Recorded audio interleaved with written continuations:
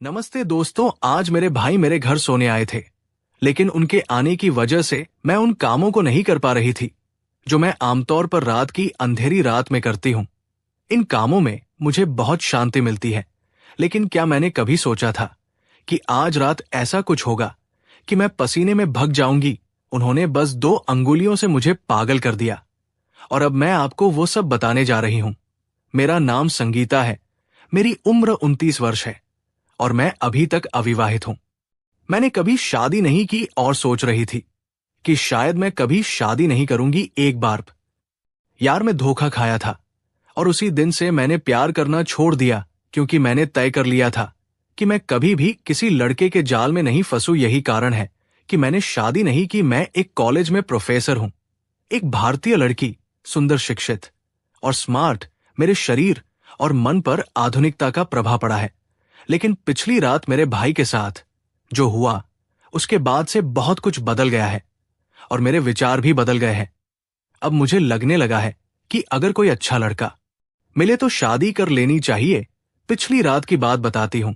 मेरे भाई, जिनकी उम्र 35 वर्ष है, सेना में काम करते हैं और मेरी भाभी का हाल ही में एक बस दुर्घटना में निधन हो गई है। रात के समय हम खाना खाकर थोड़ी देर टीवी देख रहे थे। फिर मैं और भाई छत पर टहलने गए। भाई ग्राउंड फ्लोर पर सो रहे थे और मैं फर्स्ट फ्लोर पर अपने बगल के कमरे में अपने छोटे भाई के साथ सो रही थी। रात लगभग 2 बजे के करीब हम दोनों नीचे आए और तब भाई मेरे कमरे में आकर बोले, संगीता, मुझे अभी नींद नहीं आ रही, चलो बात करते हैं। दोनों बिस्तर पर बैठकर बात करने लगे। कभी कभी भाई अपने मोबाइल पर गेम खेलते और मैं अपने मोबाइल पर लोगों के स्टेटस देख रही थी। तभी तेज बारिश शुरू हो गई और हल्की ठंडी हवा भी चलने लगी, जो हम दोनों को बहुत पसंद है। दिल्ली की हवा तो ऐसी ही बहुत अच्छी होती है। कुछ समय बाद भाई सोने लगे। मैंने कहा, भाई, आप अपने कमरे में जाओ, आपको नींद आ रही है। भाई नाखुश होकर बोले, संगीता, मुझे परेशान मत करो। ये कहकर उन्होंने आंखें बंद कर दी और 2 मिनट में गहरी नींद में चले गए। मैंने बाथरूम जाकर अपने कपड़े बदल लिए, क्योंकि तंग कपड़ों में मुझे नींद नहीं आती। फिर मैं लौटकर बिस्तर पर बैठकर मोबाइल पर कहानी पढ़ने लगी। इन दिनों में मैं बहुत अच्छी कहानियां पढ़ पा रही हूं। मेरे भाई सो गए थे और मैं उन कामों को नहीं कर पा रही थी जो मैं आमतौर पर रात की अंधेरी घड़ी में अकेले सोते समय करती हूं। लेकिन आज भाई की वजह से मैं ज्यादा कुछ नहीं कर पा रही थी, इसलिए मैंने मोबाइल रखकर सोने की कोशिश की। लेकिन कहानी का ख्याल मेरे सिर में घूम रहा था और नींद मुझसे दूर हो रही थी। रात गहरी होती जा रही थी और मेरे मन में एक अजीब बेचैनी होने लगी।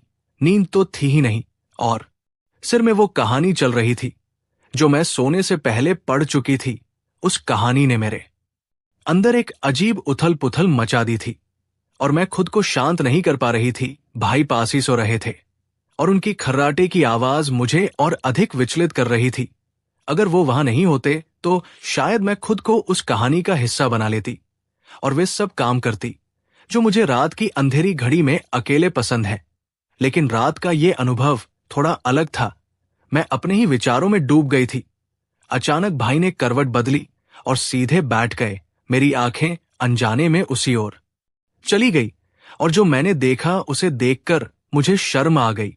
मेरे भाई ने बहुत पतला धोती पहन रखा था और उसके कारण ऐसा कुछ दिखाई दे रहा था जिसे देखकर मेरी स्थिति और जटिल हो गई। शर्म तो दूर की बात, मैं अपनी नजरें उनकी ओर से हटा भी नहीं पा रही थी। मन में एक अजीब बेचैनी चल रही थी। एक तरफ मैं खुद को नियंत्रण में रखने की कोशिश कर रही थी और दूसरी ओर मेरे अंदर की बेचैनी बढ़ती जा रही थी। सच्चाई यह है कि अब मैं खुद को सहज नहीं कर पा रही थी।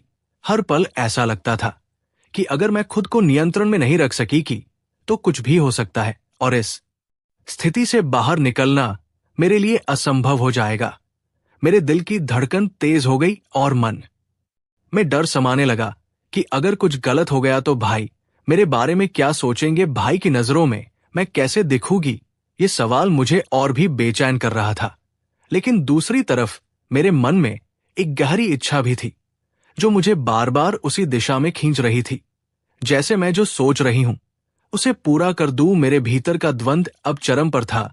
हर पल मैं खुद से लड़ रही थी। पुराना किस्सा फिर से मेरे सामने आ रहा था और इसी वजह से मेरी इच्छाएं और बढ़ती जा रही थी। अब सवाल था कि क्या मैं अपने भाई को इस तूफान से बचा पाऊंगा या भाई मुझे अपने कब्जे मिले लेंगे। रात का माहौल पहले से ही अजीब था और उस पर भाई का फोन बज उठा। शायद किसी ने उसे संदेश किया था और फोन मेरे पास रखा था क्योंकि भाई ने उसे सोने से पहले चार्जिंग में लगाया था।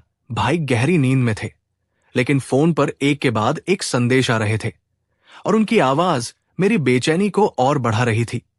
मैंने सोचा कि फोन को साइलेंट कर दूं ताकि आवाज बंद हो जाए, लेकिन तुरंत ही मेरे मन में यह सवाल उठा कि इतनी रात को भाई को कौन संदेश कर रहा है मुझे। भाई का पासवर्ड पता था, इसलिए बिना किसी झिझक के मैंने उनका फोन चेक कर लिया। स्क्रीन पर जाते ही देखा कि भाई की गर्लफ्रेंड एक के बाद एक संदेश भेज रही थी। एक अजीब जिज्ञासा ने मुझे घेर लिया और मैं सोचने लगा कि आखिरकार उस वीडियो में क्या था। मैंने एक बार भी वीडियो नहीं देखा था। वीडियो चलाते ही मेरी आंखें ठहर गई। जो मैं देख रहा था उसे समझ ही नहीं पा रहा था। वीडियो में जो दिखाया जा रहा था वो मैंने कभी सोचा भी नहीं था। एक वीडियो खत्म होते ही मुझ में अगले वीडियो को देखने की तीव्र इच्छा जाग उठी। मैंने अगले वीडियो पर क्लिक किया और पल में ही सभी वीडियो देख डाले। हर वीडियो ने मेरी स्थिति को और खराब कर दिया। मैं समझ नहीं पा रहा था कि मैं ये सब क्यों देख रहा हूं और ये मुझे इतना पसंद क्यों आ रहा है। फिर भी मैं रुक नहीं सकता था।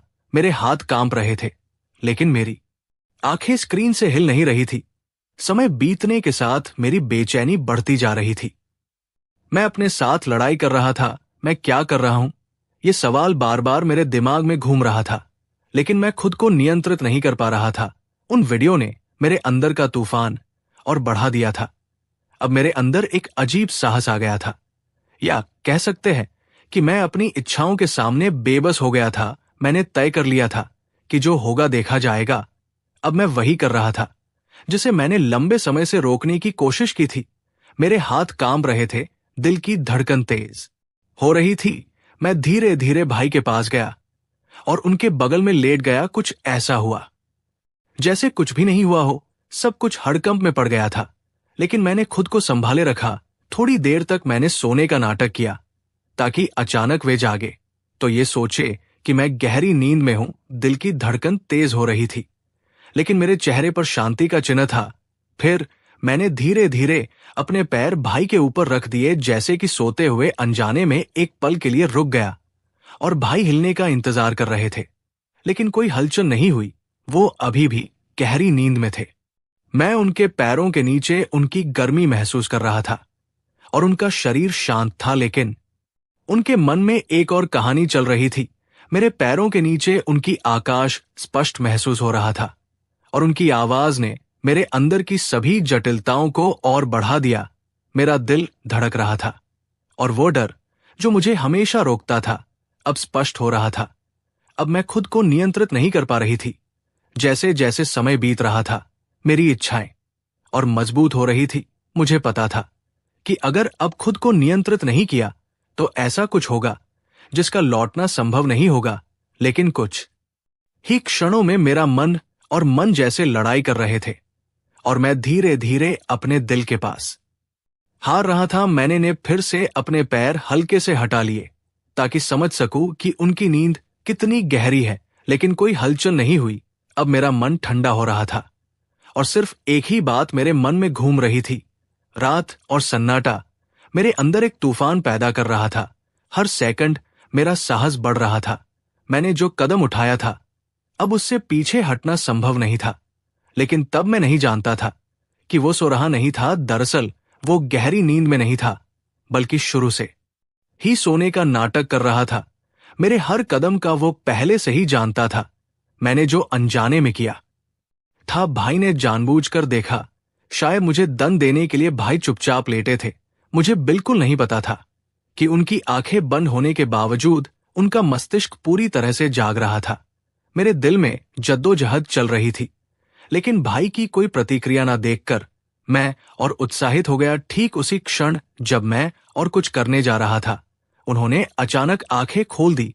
मेरी धड़कन जैसे थम गई। आंखें खुलते ही मैंने जल्दी से आंखें बंद कर ली और सोने का नाटक किया, लेकिन मेरे चेहरे पर आतंक और बेचैनी स्पष्ट रूप से उभर गई। मैं समझ पा रहा था कि मैंने खुद को एक भयानक जाल में फंसा लिया है, लेकिन जो होने वाला था उसके लिए मैं बिल्कुल भी तैयार नहीं था। तभी भाई ने मुझे इस स्थिति में देख लिया। कुछ कहने से पहले उन्होंने बिना किसी शर्म या हिचकिचाहट के आगे बढ़े। फिर जो हुआ वो मेरे लिए एक गहरा आघात था। लगातार 4 घंटों तक उन्होंने मेरे साथ ऐसा कुछ किया जो मैं कभी नहीं भूल पाऊंगा। उन क्षणों ने मेरी पूरी दुनिया को बदल दिया। लेकिन इस कहानी का अंत यही नहीं है। उन 4 घंटों में जो हुआ उसकी पूरी सच्चाई मैं आपको अगले हिस्से में बताऊंगा। अगर आप जानना चाहते हैं कि क्या हुआ तो मेरे चैनल को सब्सक्राइब करना ना भूलें, ताकि आप इस रोमांचक और रहस्यमय कहानी का अगला भाग देख सकें। मैं आपकी प्रिय मित्र संगीता। कल फिर मिलेंगे। तब तक सभी को धन्यवाद।